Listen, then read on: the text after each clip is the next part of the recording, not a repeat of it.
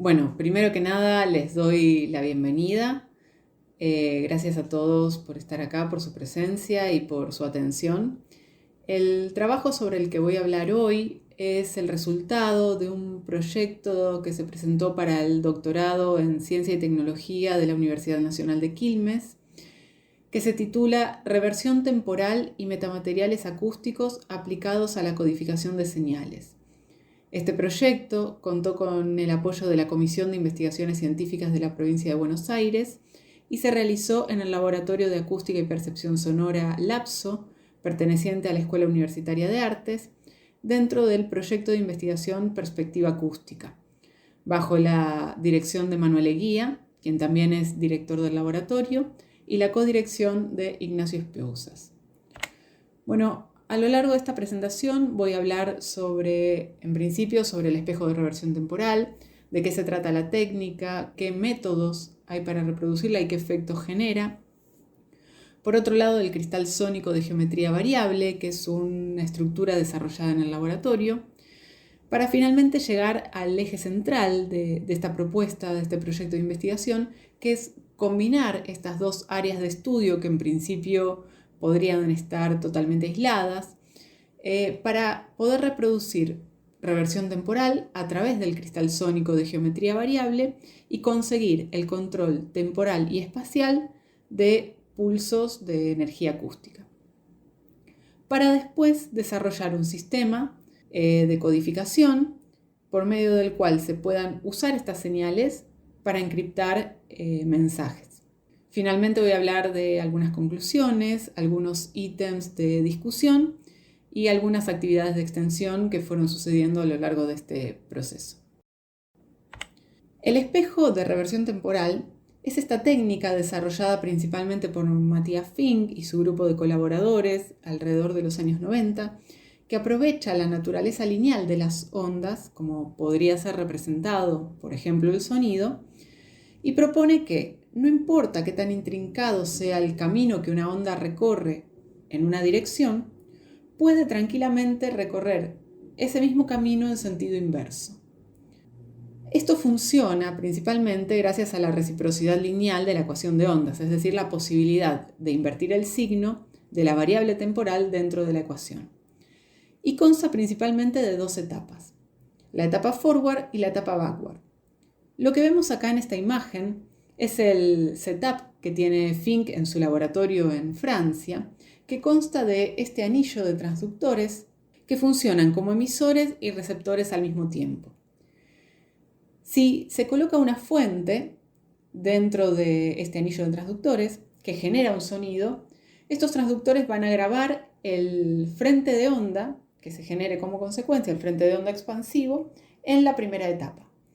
Para la segunda etapa, la etapa backward, todos estos transductores van a emitir en total sincronía esa porción del frente de onda que registraron, pero esa señal invertida temporalmente, es decir, de atrás hacia adelante.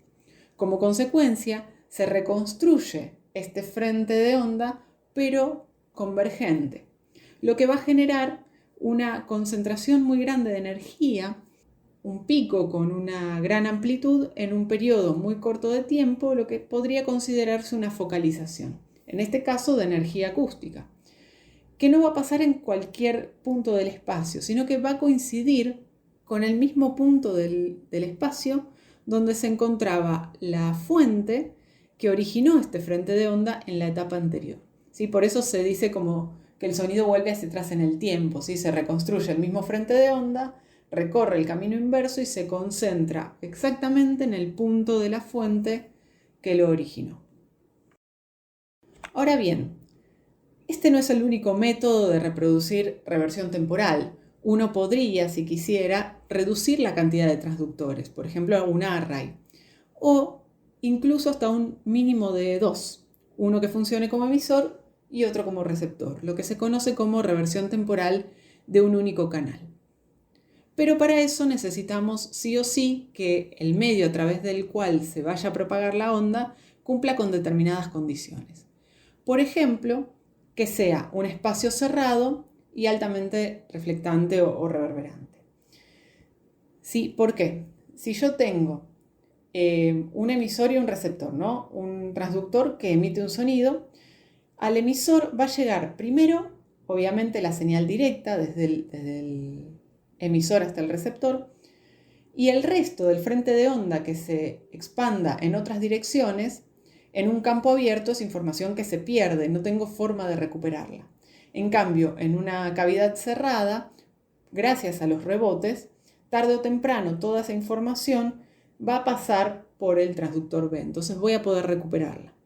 De esta manera, esta señal registrada por el receptor se invierte temporalmente, se vuelve a reproducir y como consecuencia se genera la focalización en el punto de la fuente original, en la posición donde estaba el emisor. Este ejemplito que vemos acá es uno desarrollado por Matthias Fink en el rango del ultrasonido dentro de una oblea de silicio. La propuesta de este trabajo, una de las propuestas, tenía que ver con trasladar este experimento al rango de las frecuencias audibles. Y eso se hizo junto a otro grupo de investigación del laboratorio con el cual se colaboró, y se realizaron estas mismas medidas de reversión temporal, pero dentro de un antiguo tanque de agua subterráneo. Acá en una de las imágenes se puede ver la única entrada al lugar, ¿sí? Está hecho totalmente de concreto, tiene unos 30 metros de diámetro y una reverb natural de entre 20 y 30 segundos, dependiendo de la frecuencia. Digo natural porque no es un espacio que se construyó para hacer una cámara reverberante, ¿sí? Era un antiguo tanque de agua, en este caso lo usamos vacío, ¿no? Pero acá mismo se pudieron reconstruir focalizaciones por reversión temporal. Estos son algunos de los resultados. Muestro esto porque este tipo de señal que vemos acá en la imagen de la izquierda es una señal típica de reversión temporal, donde vemos una señal de ruido y de repente en el tiempo de reversión, que es el que se iguala a cero por una cuestión de comodidad, se ve este disparo en la amplitud, ¿sí? Este gran salto en la amplitud en este periodo muy corto de tiempo. Lo mismo se puede ver en la imagen de la derecha, donde vemos el campo cercano al punto de focalización en momentos previos al tiempo de reversión, que es la última imagen, la de abajo a la derecha. Lo que podemos ver en las etapas previas es este frente de onda convergente que va aumentando su amplitud o su intensidad hasta llegar al punto máximo, que es el punto rojo que se ve en el último recuadro, ¿sí? Esa es justamente la focalización, pero vista en términos de espacio, que corresponde también con esta focalización que vemos en la forma de onda del lado izquierdo. Bien, esta tampoco es la única forma de reproducir reversión temporal de un único canal, es decir, con dos transductores. Otra posibilidad es interponiendo un medio dispersor, como por ejemplo el que utilizan en este experimento que vemos acá de Rod, donde utilizan un montón de varillas dispuestas de forma aleatoria entre la fuente y el receptor. De esta manera se producen múltiples trayectorias en la onda al atravesar este medio y eso colabora para recuperar la información necesaria para poder después reproducir reversión temporal. Este experimento también se realizó en el rango del ultrasonido, igual que el de abajo, con la única diferencia que en el segundo caso, el de Turing, el medio que se utilizó fue un medio ordenado. El problema con el medio ordenado es que la reversión temporal no funcionó. Y esto puede tener que ver primero con las simetrías del medio y del setup, que pueden llegar a generar correlaciones espaciales, y esto es algo contraproducente o perjudicial para la focalización, para la reversión temporal en sí. Pero hablando de medios ordenados, y conservando esta idea de poder trasladar estos experimentos al rango de las frecuencias audibles, resulta que en el laboratorio, en el lapso, ya había una gran cantidad de antecedentes trabajando con estructuras, en principio ordenadas, que pudieran afectar el rango audible de frecuencias. Me estoy refiriendo a cristales sónicos, ¿sí? Que son este tipo de metamateriales acústicos que funcionan principalmente como una lente y tienen distintos efectos si se colocan entre una fuente y un receptor, que puede ser una audiencia o un micrófono, y generan estos efectos, como por ejemplo el bandgap, que es filtrar totalmente determinada frecuencia, no le permiten el paso, o refracción negativa, que genera focalizaciones en consecuencia, si es una concentración de energía en un sector específico del espacio, como lo que se ve en esta imagen en el piso, en el sector rojo. Lo interesante del trabajo con cristales sónicos, o el enfoque que el laboratorio tenía para trabajar con cristales sónicos, era poder escalar estos efectos a las dimensiones de una sala para que pudieran ser aplicados también en una performance musical, ¿sí? Y en el medio de estos experimentos también se descubre algo sumamente interesante, que es que el cristal no solamente tenía efectos físicos como los que hablamos recién, sino que además podía generar efectos perceptivos, como por ejemplo esta sensación aparente de movimiento de fuentes sonoras fijas. Es decir, por ejemplo, para una persona que está sentada acá, como se ve en la imagen, y es alcanzada por una focalización, puede llegar a tener esta sensación de que la fuente, que siempre estuvo del otro lado del cristal, ahora esté más cerca. Bien, siguiendo esta línea de investigación respecto a cristales sónicos y con la intención de poder ampliar estos efectos y también poder tener algún tipo de control, ¿sí? Porque si vemos esta estructura, que es un cristal sónico conformado por tubos de PVC, aplicado a una performance, la idea es que pudiera, por ejemplo, el artista, el intérprete, pudiera tener algún tipo de control sobre los efectos para extender de alguna manera las posibilidades de su propio instrumento. Y siguiendo esa línea es que se desarrolla el cristal sónico de geometría variable, que es esta estructura conformada por 100 columnas en forma de U, que tienen 2 metros de alto, son de madera, que se van a disponer de forma ordenada en 5 módulos que soportan 20 columnas, que es esto que se ve acá abajo, es uno de los módulos. Cada uno de estos módulos tiene ruedas en la base, es decir, que se pueden mover con mayor o desplazar con mayor facilidad, lo que va a permitir que uno pueda de repente decidir ponerlos todos unidos para formar una única estructura o disponerlos por separado. Ahora, cada una de estas columnas se va a ubicar sobre estas bases circulares y se van a conectar por medio de una correa dentada a un motor paso a paso.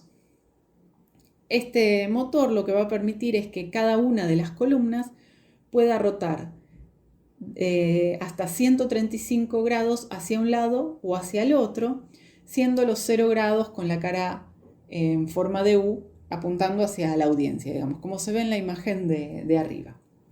Además, cada uno de estas columnas cuenta con un LED RGB de alta potencia que se puede controlar de forma independiente, tanto el color como la intensidad y la rotación. Se le puede asignar valores distintos a cada una de las columnas, lo que le da un toque también bastante canchero, sobre todo cuando las luces de la sala están apagadas. Bien, la idea de esta estructura, como dijimos, tenía que ver con poder tener algún tipo de control mediante la rotación de las columnas sobre los efectos que suelen tener los cristales sónicos. Entonces, lo primero que hicimos fue caracterizar los efectos que este modelo y esta estructura tenía. Enfocarnos en los efectos físicos y perceptivos que podía generar esta nueva estructura de cristal sónico de geometría variable, con intención de que pudiera aplicarse de alguna manera en la performance musical. Ahora, no solamente, como hablábamos antes, de extender estos efectos a las dimensiones de una sala, sino también extender de alguna manera las posibilidades de un instrumento, de un instrumentista, al poder controlar estos efectos mediante la rotación de las columnas. Entonces, iniciamos con simulaciones numéricas en 2 dimensiones, donde vimos, por ejemplo, que podíamos conservar una misma frecuencia, pero variar la configuración del cristal sónico, ¿sí? Configuración llamamos a el ordenamiento que le damos a cada una de las columnas. Donde, por ejemplo, podíamos ver que 700 Hz, como se ve en la imagen de arriba, con una configuración tenemos un bandgap, con otra configuración tenemos una focalización y con otra configuración podemos conseguir este patrón de focalización con dos haces en forma de V, ¿sí? Por citar un ejemplo. Entonces, para estudiar los efectos perceptivos también del cristal, en base a estos ejemplos que habíamos visto en las simulaciones numéricas, hicimos algunas medidas binaurales. Le pedimos a dos saxofonistas que tocaran una serie de notas que se eligieron específicamente para que el tercer armónico o el quinto, dependiendo la nota, coincidieran en términos de frecuencia con alguno de los casos que queríamos estudiar, por ejemplo 700-800 Hz. ¿Sí? Y si vemos este caso, la imagen de la derecha, donde arriba tenemos las notas que se le pidió a cada saxofonista que tocara, y abajo está el análisis de cada uno de los armónicos en términos de intensidad binaural y diferencia interaural de nivel. El color azul representa mayor intensidad del lado derecho, del oído derecho, y el color rojo representa mayor intensidad del lado del oído izquierdo. Entonces, por citar, por ejemplo, un caso, si vemos la intensidad binaural en el caso del saxofón barítono, podemos ver primero que la fundamental de las notas están relativamente centradas. Y la mayoría de los armónicos tienen mayor intensidad del lado derecho. Algunos incluso tienen bastante intensidad del lado derecho. Sin embargo, hay una franja acá entre 500 y 1000 que coincide justamente con 700, 800 Hz, donde estos armónicos se desplazan hacia la izquierda. ¿Sí? Tienen mayor intensidad del lado izquierdo. Esto genera, de alguna manera, una aislación, podría decirse, una aislación espacial de ciertos parciales dentro de las notas. Por otro lado, nos interesaba estudiar, ya que tenemos estos efectos fijos, ¿sí? Porque dependen de una configuración, pero también tenemos la posibilidad de variar la configuración, de rotarla en tiempo real, ¿sí? Algo que no mencioné es que el control de este dispositivo se puede hacer de manera remota. Entonces lo que le pedimos a los saxofonistas fue que tocaran una nota tenida durante un determinado tiempo, mientras el cristal cambiaba de una posición a la otra. Y eso es lo que se ve en la imagen de abajo a la izquierda, 4 casos donde el cristal pasaba de una configuración a otra mientras el saxofonista tocaba.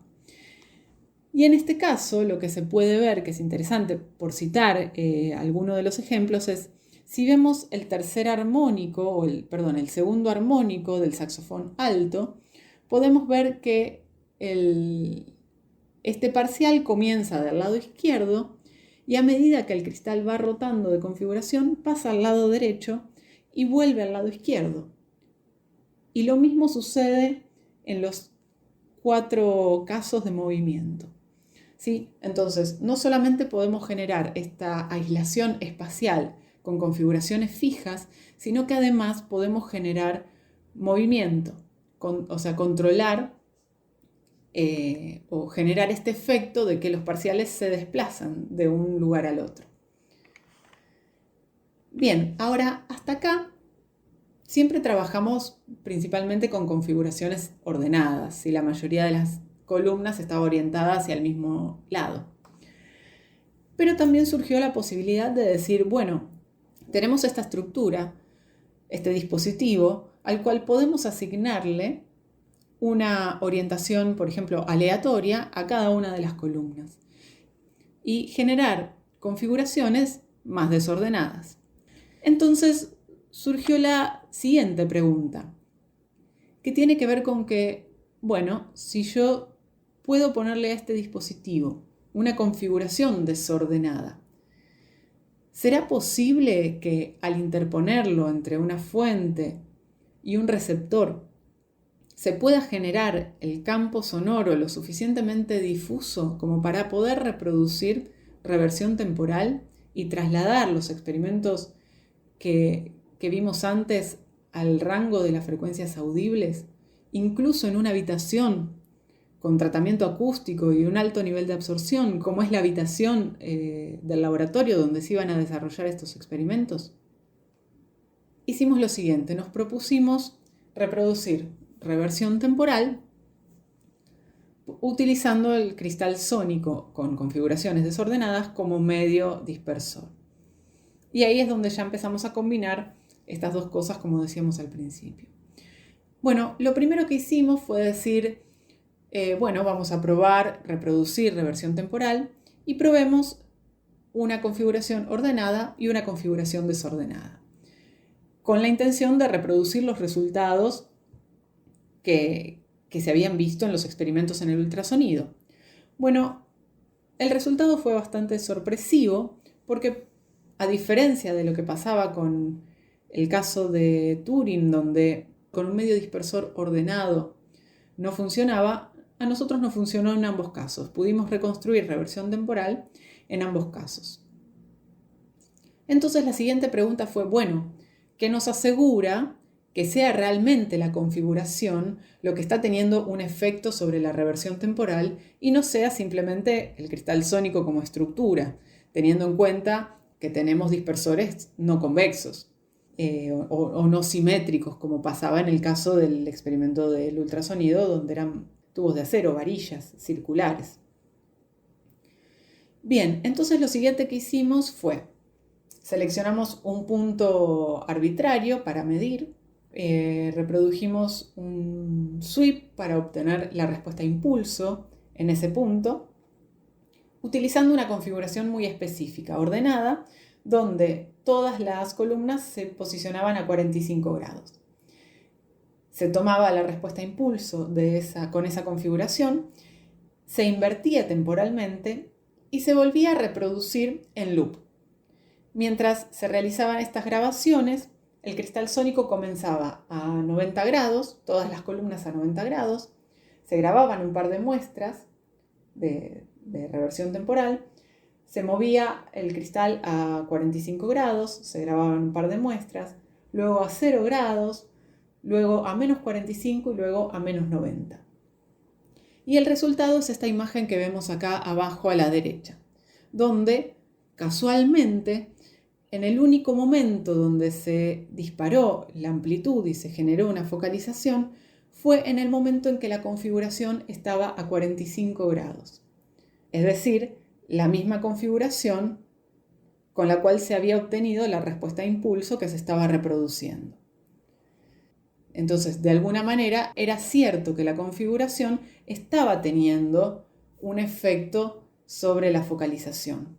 Ahora uno ve esta forma de onda, esta señal de acá abajo, y puede pensar que en todos los casos se generaron estas focalizaciones. Pero cuando lo vemos en detalle, si agarramos ejemplos distintos, uno de estos pulsos con la configuración de 45 y uno de los primeros, por ejemplo, y los comparamos, que es lo que se ve en la imagen de arriba a la izquierda, nos damos cuenta que en el tiempo de reversión, recordemos que es 0, la línea roja que representa el pulso con la configuración a 45 grados muestra una evidente focalización que no se observa en la línea azul, que es un pulso tomado, una señal tomada de la configuración a 90 grados. Puede parecer que son todas focalizaciones, pero cuando lo vemos en detalle nos damos cuenta que no. Solamente sucedió la focalización con la configuración a 45 grados. Sí es cierto que acá también tenemos, si vemos la línea azul, tenemos un máximo de amplitud. Pero eso tiene que ver con que yo estoy reproduciendo una respuesta a impulso invertida en el tiempo, donde su máximo de amplitud va a estar en ese momento, en el tiempo de la reversión. O sea que voy a tener un máximo de amplitud en todos los casos, pero no necesariamente va a suceder la focalización como se ve en la línea roja. Ahora bien, Lo siguiente que nos preguntamos es, bueno, fantástico, vos tenés tu focalización, tiene una relación con la configuración que tiene el cristal sónico, es de alguna manera fiel a una determinada configuración, pero ¿qué me asegura que esto no esté pasando en cualquier punto del espacio? Entonces lo siguiente que hicimos fue analizarlo en términos de espacio. Se hicieron grabaciones sistemáticas a lo largo de una grilla de medidas, que es lo que se ve en este gráfico abajo a la derecha, de 25 por 13 puntos, donde cada punto estaba distanciado a 15 centímetros de distancia, y algunos puntos más, como estos que se ven acá, P1, P2, donde se realizaron medidas un poco más exhaustivas para un análisis de robustez del sistema. Todo esto se estudió en base al contraste temporal y al contraste espacial. El caso de la imagen de la izquierda son algunos puntos concretos que se utilizaron como ejemplo, que es exactamente lo mismo que se ve en el GIF. La puse solo por si el GIF llegaba a fallar. El GIF va recorriendo absolutamente todos los puntos de la grilla de medidas. El proceso era el siguiente. En cada uno de los puntos de esta grilla se grababa la respuesta a impulso de ese punto, utilizando una configuración, podemos llamarla R1, una configuración aleatoria. Se invertía temporalmente, se reproducía y esta respuesta a impulso invertida se grababa en todos los puntos de la grilla de medidas. Esto nos servía para evaluar en el momento de la reversión qué pasaba en cada uno de los puntos. Y nos encontramos con que el único punto donde realmente se disparaba la amplitud era en el punto que se correspondía con esa respuesta a impulso específica. ¿Sí? Eso es lo que se ve tanto en el GIF como en esta imagen más grande en la columna izquierda. ¿Sí? Salvo por algunos casos en la zona central, donde por ahí aparecían algunas correlaciones espaciales, algo que perjudicaba los resultados, que es posible que tuvieran que ver con, por un lado, con que justo se encontraban en el eje de simetría del setup, y por otro lado, con que en ese sector había mucha incidencia de sonido directo. Es decir, si vos te paras acá, donde se unen las dos líneas punteadas en la grilla de medidas, y mirás a través del cristal sónico, directamente podés llegar a ver la fuente. Es decir, que hay mucha incidencia del sonido directo y además es posible que en esos puntos de medida hubiera poco efecto real de la estructura del cristal sónico. Entonces, primer punto a favor, la respuesta a impulso que grabábamos guardaba información sobre el punto del espacio donde se había tomado y no se generaban focalizaciones en ningún otro punto, por lo menos dentro de esta grilla. La siguiente prueba que hicimos tenía que ver con reproducir las mismas respuestas a impulso tomadas con R1 en cada uno de los puntos de la grilla y analizar, pero modificando la configuración. Es decir, entre la etapa forward y la etapa backward de la reversión temporal se modificaba la configuración a otra configuración aleatoria, pongámosle R2. Y eso es lo que se ve en la columna de la derecha.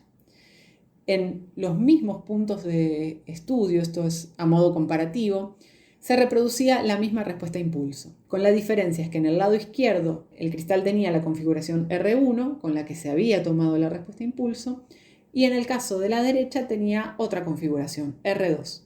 Entonces, cuando la configuración era R1, se veía en ese punto una focalización que no se veía en ningún otro lado del espacio.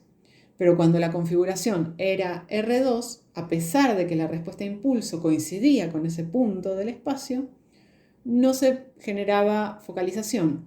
Y de hecho, la amplitud en ese punto no era destacable comparado con el resto del campo.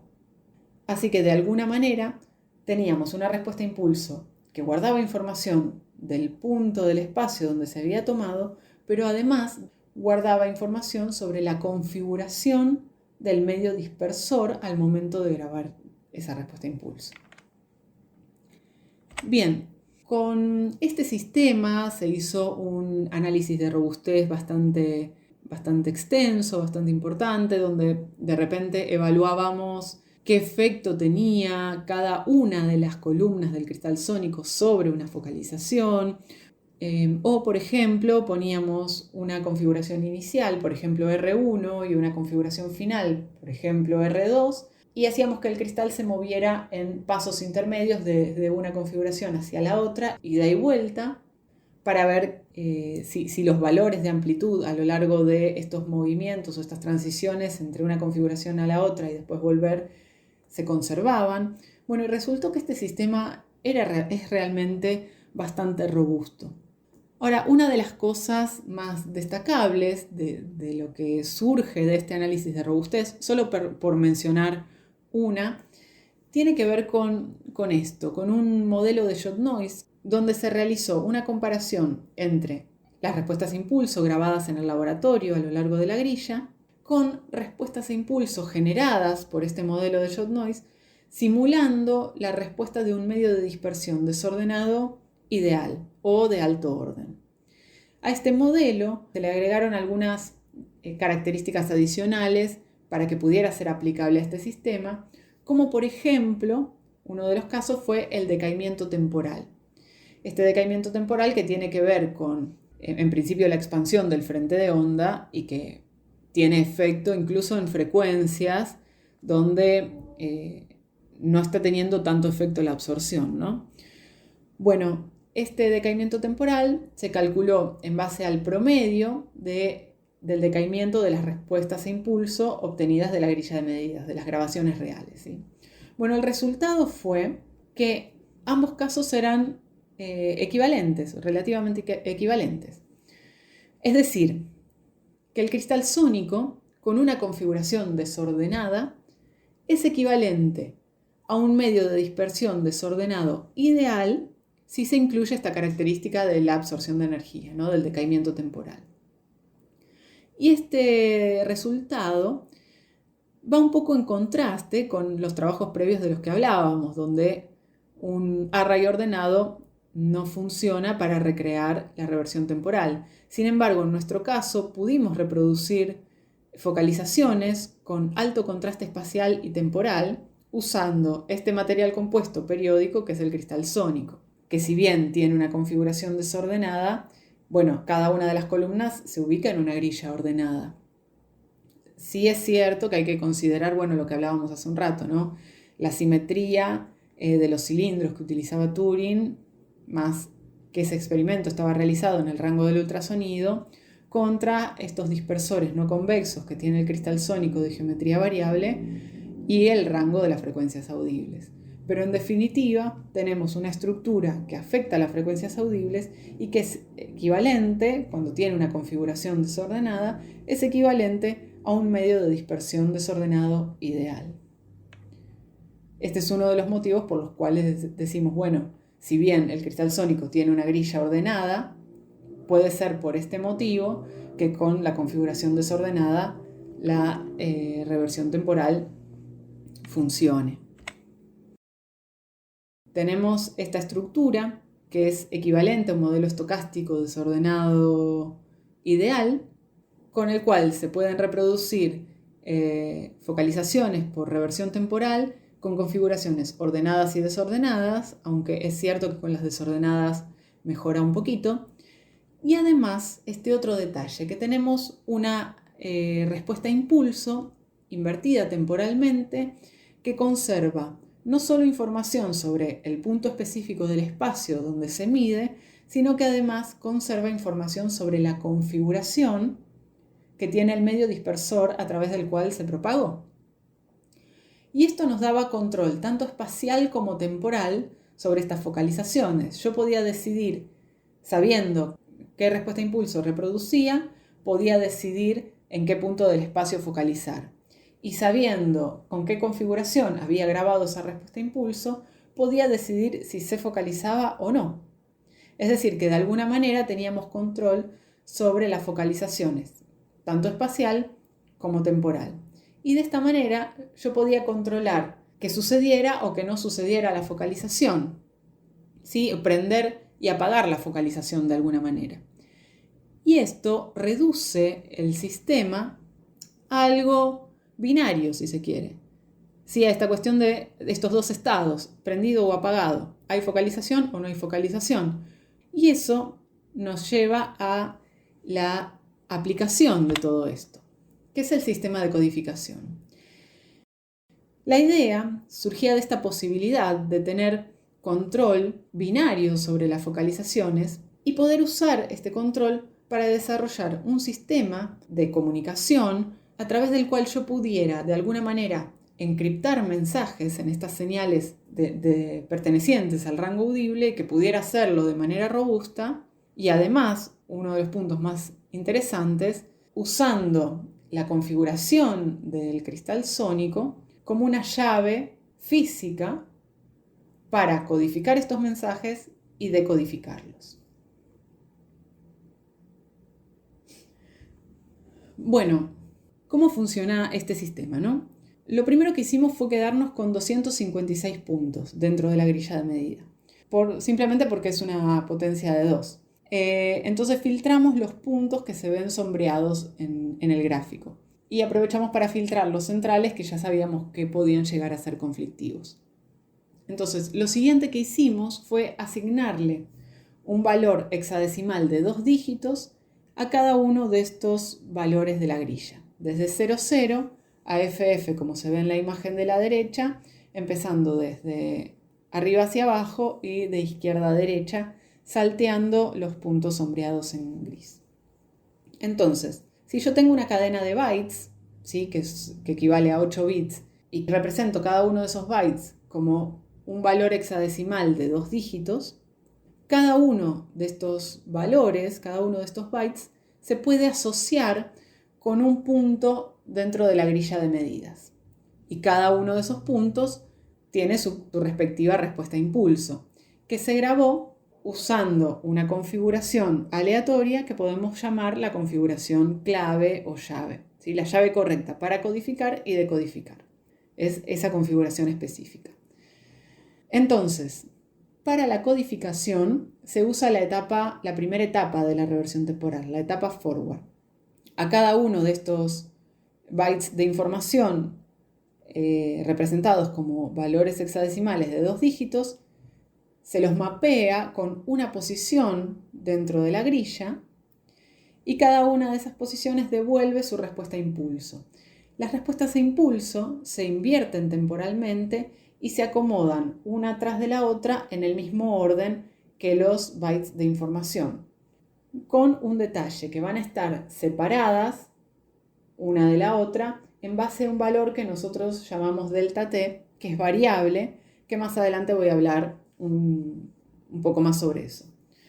Es decir, yo voy a codificar toda mi cadena de bytes en un único archivo de audio compuesto por un montón de respuestas a impulso invertidas temporalmente. Y ahí tengo mi mensaje codificado. ¿Cómo funciona la decodificación? Bueno, va a usar la etapa backward de la reversión temporal. Voy a reproducir este archivo de audio compuesto por respuestas a impulso invertidas a través del setup, usando la configuración clave en el cristal sónico. Como consecuencia, cada una de estas respuestas a impulso va a generar una focalización en distintos puntos de la grilla de medidas, que es lo que se ve en la sección de decodificación del lado izquierdo. En el ejemplo de este valor 1E que se corresponde con el punto 5,3, que es el que se ve ahí en amarillo. Ahora, ¿cómo decodifico? ¿Sí? Reproduzco la señal, se van a ir prendiendo focalizaciones en distintos puntos del espacio. Lo que tengo que hacer es escanear el espacio completo de la grilla y buscar cuál fue en ese instante, por cada una de las focalizaciones, por cada una de las respuestas de impulso, buscar cuál fue el punto que devolvió mayor amplitud. Si fue una focalización, no hay muchas dudas, ¿sí? Y ese punto de la grilla ya tiene asignado un valor hexadecimal de 2 dígitos, que es el que se va a devolver y se va a ir acomodando en orden dentro de una nueva cadena de bytes. Entonces, si se decodificó correctamente, la cadena de bytes al final, de valores hexadecimales de 2 dígitos, va a ser exactamente igual que la cadena de dígitos que tenía al principio, la cadena original. Bien, ahora, ¿qué pasa si utilizo una configuración que no es la clave, ¿sí? Como lo que se ve del lado derecho, pasando por, esta es otra configuración aleatoria que representa cualquier otra configuración que no sea la configuración clave. Lo que pasa, en consecuencia, como vimos en la diapositiva anterior, como la configuración no es la correcta, primero que no va a aparecer ninguna focalización. Sin embargo, el sistema va a buscar en cada uno de los casos cuál fue el punto que devolvió la mayor amplitud, que en algunos casos puede llegar a coincidir, pero también puede suceder que no coincida. Cuando no coincide, el valor hexadecimal que vuelve a la cadena es un valor erróneo, que corresponde a un punto distinto. Y de esta manera, el resultado final de la decodificación va a ser muy distinto a la cadena de valores originales. Es decir, no pude recuperar la información correcta. Bien, creo que todo esto se ve mucho más claro con este ejemplito de aplicación que yo considero también que es la cereza del postre de toda esta investigación, donde vemos este retrato de un joven Alan Turing, que fue lo que pasamos por el sistema de comunicación, ¿sí? Se codificó dentro del sistema y luego se decodificó. ¿De qué manera? Esta es una imagen de 256 colores en escala de grises. Para codificarla, cada uno de estos píxeles se representó como un valor hexadecimal de 2 dígitos que guardaba el color de ese píxel. Entonces, esta imagen se representó primero como esta cadena de bytes en valores hexadecimales de 2 dígitos, donde cada uno de estos valores se correspondía con el color de cada uno de los píxeles, ¿sí? Tenía un byte por cada píxel. Al codificarlo, consigo una señal de audio compuesta por un montón de respuestas a impulso invertidas temporalmente, donde cada una de estas respuestas se corresponde con uno de los píxeles de esta imagen y guarda la información del color de ese píxel. Bien, lo que vemos en esta imagen es lo que pasó luego de la decodificación de ese archivo de audio. En los dos casos, el de arriba representa el uso de la llave correcta, de la configuración correcta en el cristal, y el de abajo cualquier otra clave incorrecta. Bien, lo que vemos en las columnas son distintos valores de delta t. Recuerden que dijimos, delta t es este valor que representa la distancia entre cada una de las respuestas impulso invertidas dentro del archivo de audio. ¿Por qué era importante este valor? En principio, porque si nosotros consideramos la duración de una respuesta impulso promedio, que pueden ser 100 milisegundos o 1 segundo, y yo cuido que en el archivo de audio las respuestas de impulso no se superpongan, termino teniendo, en términos de comunicación, una tasa de transferencia de 1 byte por segundo, lo cual, en términos de comunicación, es un valor muy bajo. Para poder mejorar la tasa de transferencia, lo que puedo hacer es superponer un poco más las respuestas de impulso entre sí. Y eso es lo que se ve en estos casos. Por ejemplo, si vemos el caso de arriba a la izquierda, donde tenemos un delta t de 1 milisegundo, lo que se ve abajo, el valor que se ve abajo, representa, por ejemplo, este 14% de datos que se perdieron, que no se pudieron decodificar correctamente. Es decir, que ese 14% de datos, cuando se reprodujo esa respuesta a impulso, no se focalizó en el lugar correcto y el sistema devolvió un valor erróneo, lo que se termina representando acá como ruido en la imagen, ¿sí? Estos píxeles no se decodificaron correctamente. Si vemos el caso de 3 milisegundos, bueno, la situación mejora bastante, solamente perdimos un 0.3% de información, que son los pequeños puntos, los pequeños píxeles que se ven de otros colores, pero no se reconstruyó totalmente. Eso sí sucede a partir de los 6 milisegundos en adelante. Ahí sí ya podemos reconstruir a Turing completamente y ya no volvemos a tener pérdidas. pero en tasas de transferencia muy altas, como 1 o 3 milisegundos, tenemos este problema. ¿Qué pasa en el caso donde usamos una clave falsa? Si vemos las tasas de transferencia alta, los primeros 3 casos, por ejemplo, el valor debajo de cada una de las imágenes lo que representa no son los valores perdidos, sino es el porcentaje de valores que se pudieron recuperar con la clave falsa, es decir, la cantidad de datos que coinciden con el mensaje original.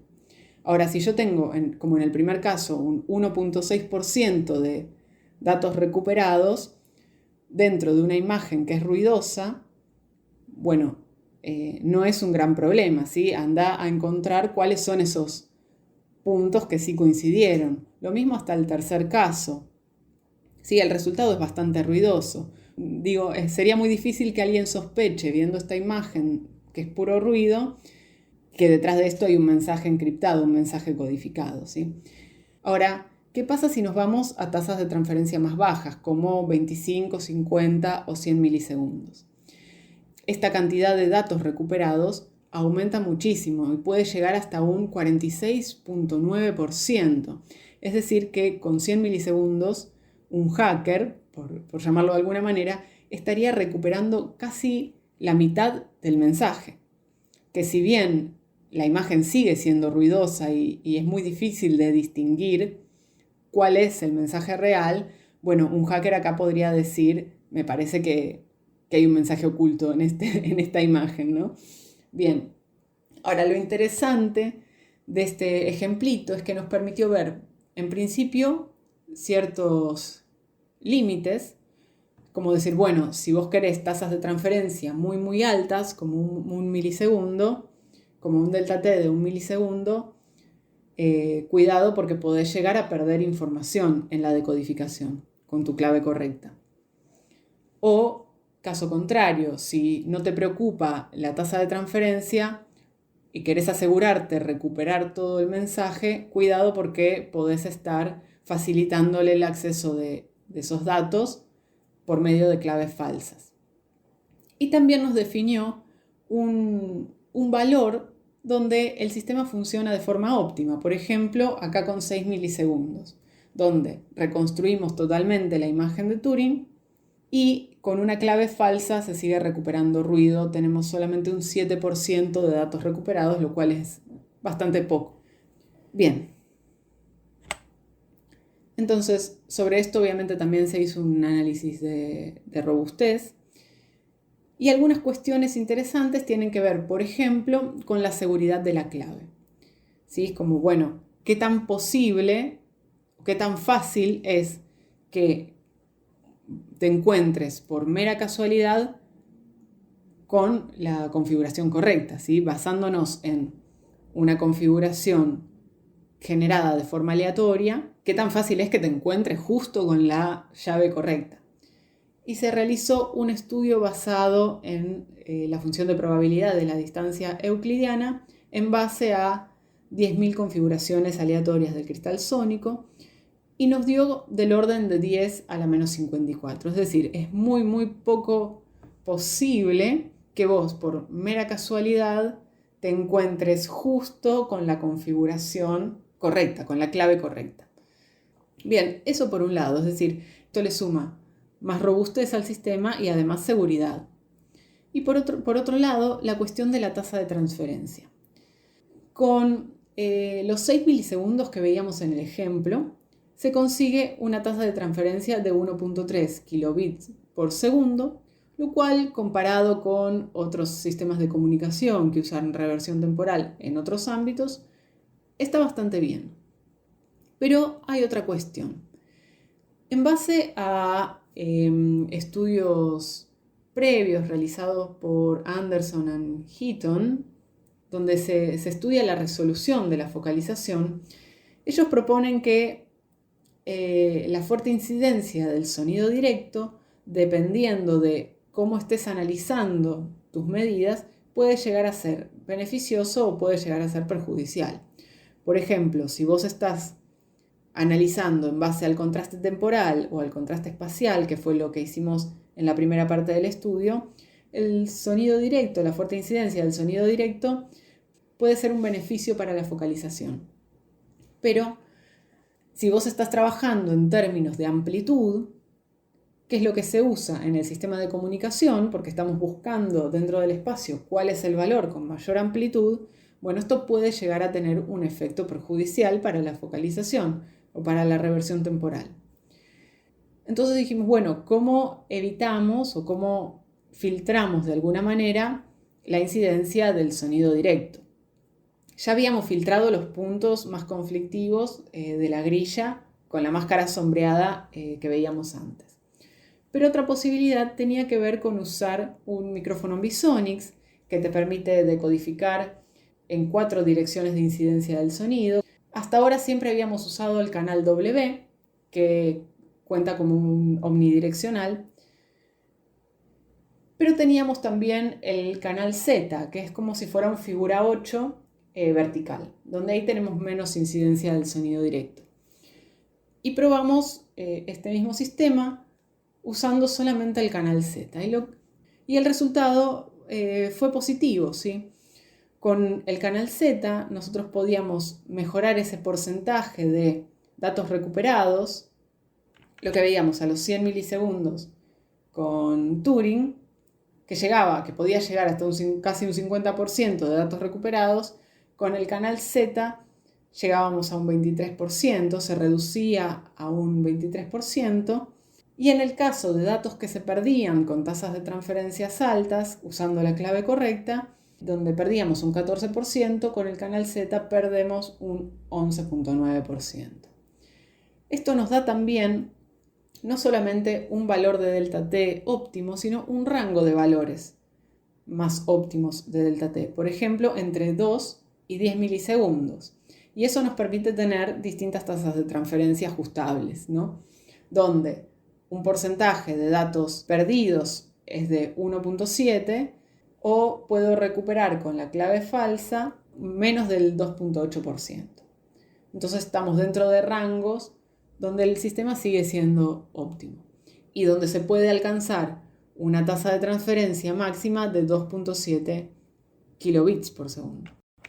Entonces, tenemos este sistema de comunicación que es sumamente robusto, que puede codificar mensajes dentro de señales de respuestas a impulso y el cual utiliza para codificar y decodificar estos mensajes una llave física, que es la configuración del cristal sónico, y así alcanzar una tasa de transferencia de 2.7 kilobits sobre segundo.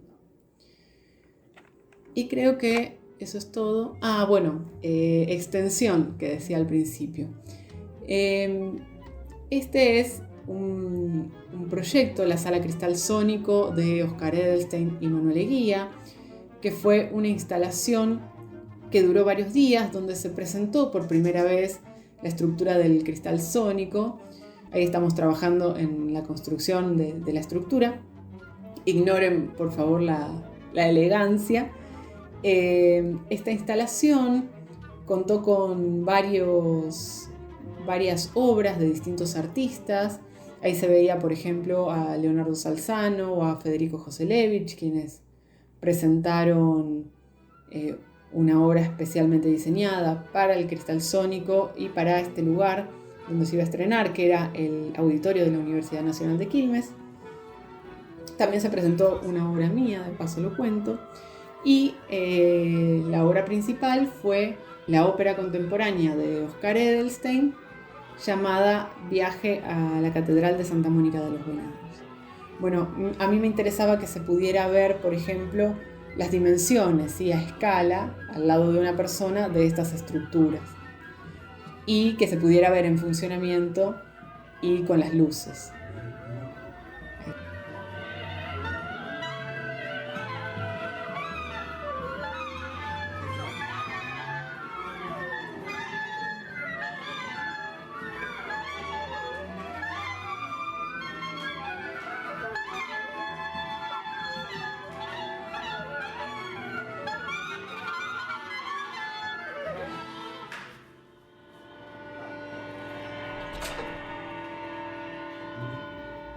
Bueno, no me digan que no se ve canchero, ¿no?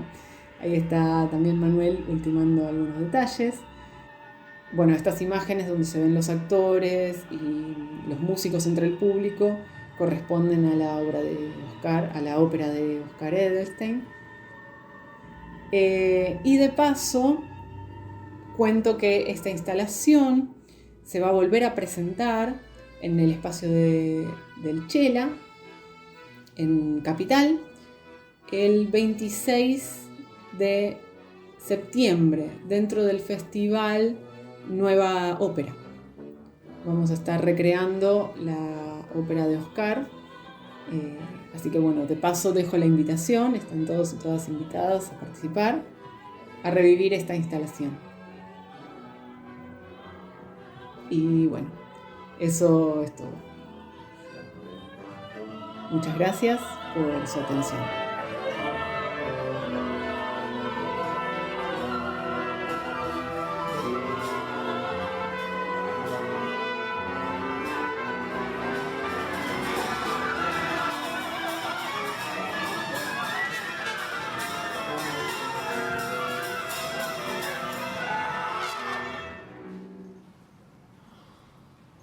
Que ruede la rueda redonda de la fortuna. Hoy puede ser tu día de suerte.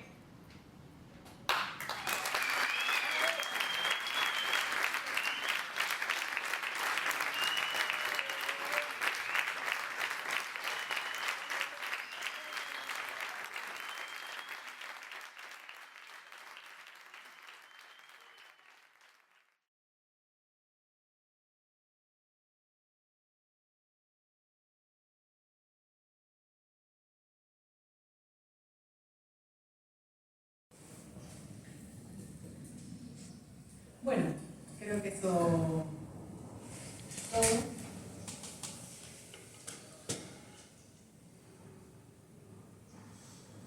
sé si me faltó algún dato sobre la presentación. Ah, bueno. Bueno, ahí está. Muchas gracias.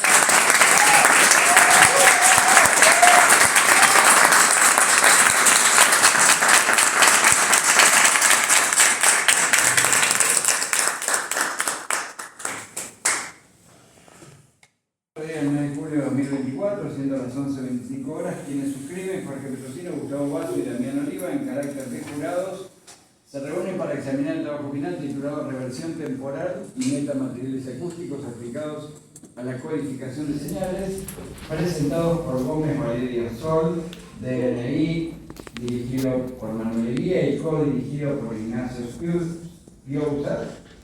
Y luego de la discusión consideran, esta tesis presenta dos estudios innovadores, se muestra que el cristal sónico de geometría variable, entre poner una fuente conceptual, es una estructura capaz de generar un campo sonoro lo suficientemente difuso para conseguir la reversión de un pulso acústico, reproduciendo con éxito la técnica de espejo de la reversión temporal de un único canal con altos niveles de contraste temporal y espacial, incluso en una habitación poco caótica y con tratamiento absorbente. 2. El pulso invertido en el tiempo, obtenido utilizando la respuesta de impulso con una configuración específica, se reconstruye únicamente para configuraciones que difieren en los pocos grados de la configuración original, perdiéndose para todas las demás configuraciones posibles. Este efecto habilita la posibilidad de activar o desactivar la focalización de pulsos TRM. Se muestra cómo es posible utilizar estas características en el desarrollo de un sistema de comunicación con el potencial para codificar y decodificar mensajes en señales audibles, combinando TRM con el CS de geometría variable. El sistema desarrollado, aunque no es adecuado para la encriptación de alto nivel, puede transmitir hasta 2.7 kilobits por segundo de información sin pérdida y de forma robusta. El nivel académico de esta tesis es satisfactorio, tanto respaldado por publicaciones en revistas científicas de alto impacto y presentaciones en congresos internacionales a través de rigurosas evaluaciones por pares. Esto evidencia la originalidad y relevancia de los resultados. En The Journal of Acoustic Society of America se publicó el artículo titulado Time Reversal for Fusing in the Audible Range Using a Tunable Sonic Crystal de Gómez Valeria y los directores y codirectores. Esta publicación valida la metodología y los resultados innovadores en el uso de cristales sónicos para la focalización espaciotemporal. Asimismo, en Applied Acoustics se publicó An Acoustical Communication System Using Time Reversal as Tunable Sonic Crystals, resaltando el potencial de la técnica de espejo de reversión temporal y los cristales sónicos en el sistema de comunicación acústica. En esta tesis se emplea un enfoque integrador que combina simulación en el campo sonoro con experimentos prácticos. Las simulaciones iniciales modelaron el comportamiento del sonido a través de un cristal sónico de geometría variable, utilizando la técnica de espejo de reversión temporal para prever cómo se difunde y se focaliza el sonido.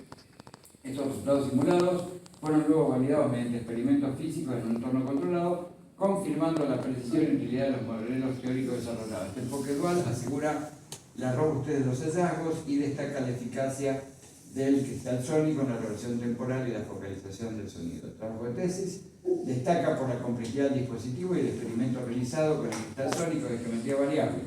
La implementación de este dispositivo no solo requirió un diseño innovador, sino también una precisión en la configuración y ajuste de los parámetros experimentales para generar el campo necesario. La metodología de medición y procesamiento y análisis de datos aplicada fue rigurosa y detallada, asegurando la validez y reproducibilidad de los resultados obtenidos. Los procedimientos seguidos incluyen la correcta calibración de los equipos, la recopilación exhaustiva y automatizada de datos y el uso de técnicas avanzadas de análisis que permitió interpretar de manera precisa y coherente los fenómenos observados, consolidando así la robustez científica del estudio. La claridad y precisión de la redacción de esta tesis son destacables, facilitando la comprensión de conceptos complejos y la metodología utilizada. La presentación ordenada y coherente de los resultados permite una fácil implementación y seguimiento en la investigación, interpretación y seguimiento en la investigación. Las fuentes de información consideradas en la tesis son satisfactorias, las citas en la tesis permiten un seguimiento detallado de cada temática desde sus comienzos, proporcionando un contexto sólido y bien fundamentado por los hallazgos presentados. Esta calidad de fuente fortalece la validez y el impacto del trabajo. Finalmente, destacamos la calidad de la exposición y solvencia de las respuestas a las preguntas realizadas por el jurado. Adicionalmente, se destaca también la buena utilización del tiempo y los recursos audiovisuales. Por tanto, el tribunal considera que el trabajo presentado reúne los requisitos solicitados por la obtención del grado de doctor en Ciencia y Tecnología de la Universidad Nacional de Quilmes. Por lo arriba expuesto, se decide por unanimidad calificar el trabajo presentado como aprobado sobresaliente 10.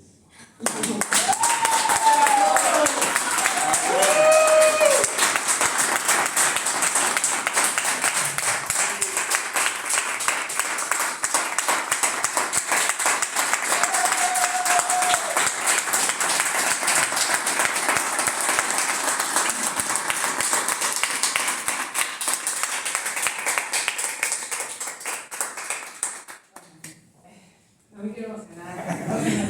Es el momento. Bueno, si me permiten unas pequeñas palabras. Primero que nada, muchas gracias a todos por venir. Gracias obviamente al jurado por la predisposición y por leer el trabajo en tiempo récord también. Bueno, gracias Gustavo, que bueno, espero que te mejores pronto.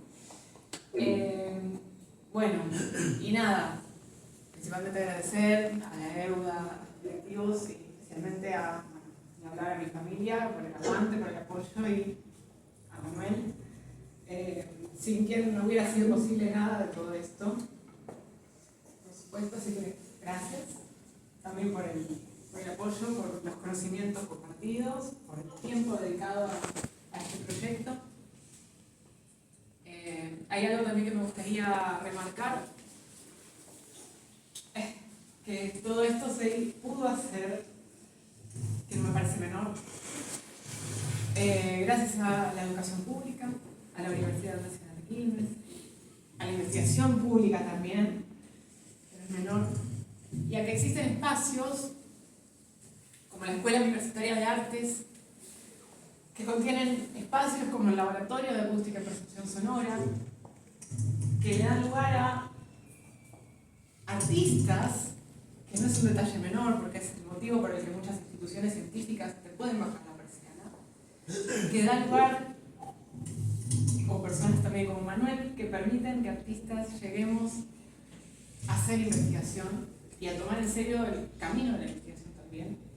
Y me parece que es fundamental cuidar estos espacios y encontrar la forma de potenciarlos y fortalecerlos, no solo para que las instituciones científicas nos tomen en serio como artistas investigando, sino también para que más artistas consideren este camino como una posibilidad en serio. Bueno, no me queda más que agradecer. Y un detalle que me acabo de enterar hace un rato, que no es menor tampoco. Como acá tenemos presente al reciente doctor en Ciencia y Tecnología, graduado de la Escuela Universitaria de Artes, el primero, me toca también ocupar el lugar como primera graduada de la Escuela de Artes y doctorada en Ciencia y Tecnología. Así que bueno, todo esto es gracias a la universidad, a Manuel, al laboratorio, a los compañeros del laboratorio que elaboraron los mismos de investigación con este trabajo y bueno, al apoyo de todos ustedes por estar acá, por venir. Bravo. ¡Vamos hoy!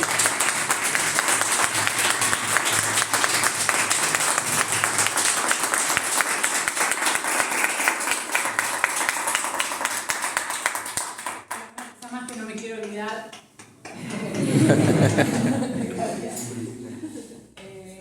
Por favor, no se vayan, que me gustaría sacar una foto.